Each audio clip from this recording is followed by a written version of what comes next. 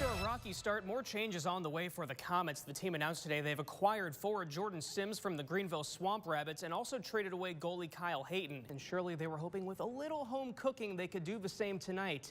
The Mad Ant getting the crowd pumped up before the tip put that mascot in the dunk contest. Okay, let's get to the game action. We begin in the third. Rob Gray steps up and splashes from beyond the arc. He finished with 23. There's so much more to roller skating than just hanging out at Session. It's actually a competitive sport.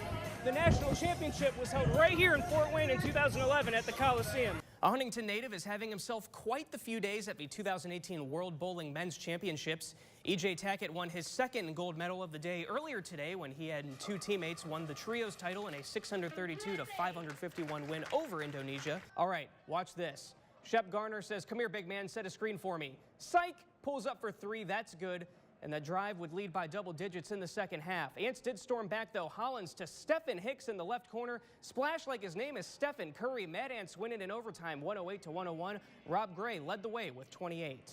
And then here comes the dagger. Bojan Bogdanovic slams it home. Pacers win their fourth straight, 109 to 101. They were already early on taking a big lead without Oladipo. The Pacers continue to be a team that people just overlook in the Eastern Conference. They talk about the Bostons, the Torontos, Phillies. Indiana never gets any love, but I guess that's Indiana basketball. It's not pretty. They do it, and they do it well.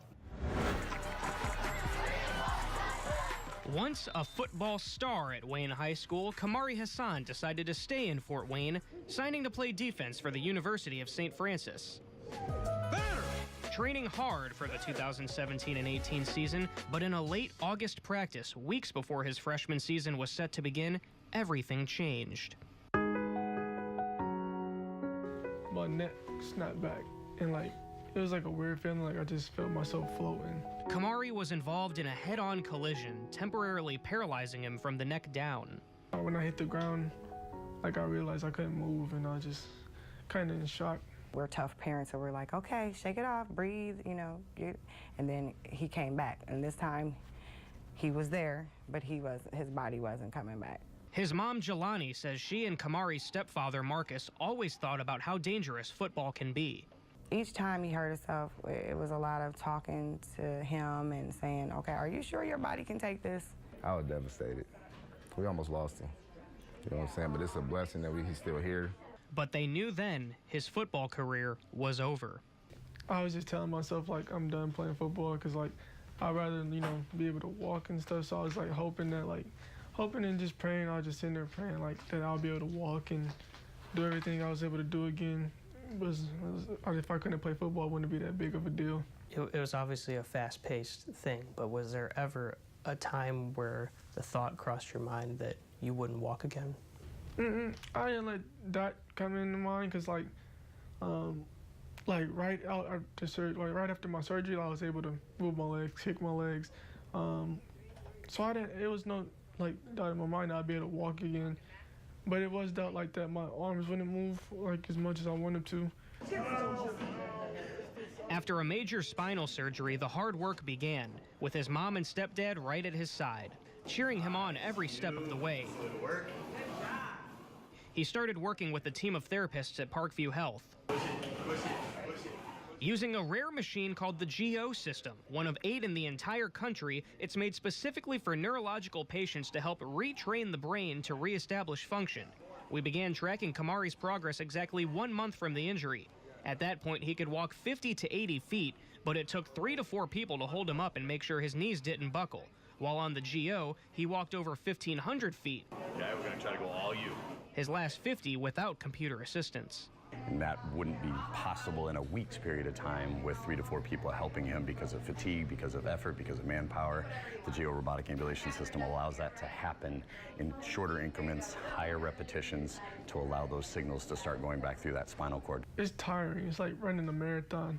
A lot of work, yes, but through a combination of the GO and Kamari's determination, he's made progress that has even caught his therapists by surprise. One day, I was very excited. And he thought I was playing. I was like, I'm about to sit up and then stand up by myself. And he thought I was playing. And he turned around. And then I turned myself all the way to the side, put my legs off the bed, and I just sat up. And he was just looking at me like, you're not supposed to be able to do that right now. He's the kind of patient that every physical therapist kind of dreams of working with because we've seen progress every single day. We're getting muscle activity, better return in the legs, better return in the arms. Step by step, he's made significant strides. During our second week's visit, he was able to walk down a hall, only needing assistance from 2 people. By our third week's visit, Kamari started raising his arms higher than ever, working on things like writing. Always showing that positive attitude and fun personality, working to the point where he could leave the hospital for a special trip. Uh-oh, he seen me. To the USF practice field to greet his coach. Doing better, aren't you, hon?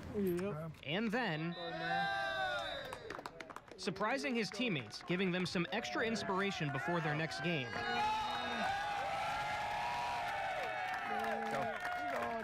Kamari took his first steps back out onto a football field, standing midfield, giving his teammates the inspiration they'd already given him. They've been very supportive. They come up here and see me every day, especially at the other hospital. I had like 10 visitors a day. Although he'll never play again, Kamari's new lease on life has helped him find a new direction, motivating others. He was born for this. He was born to show people that you can do it.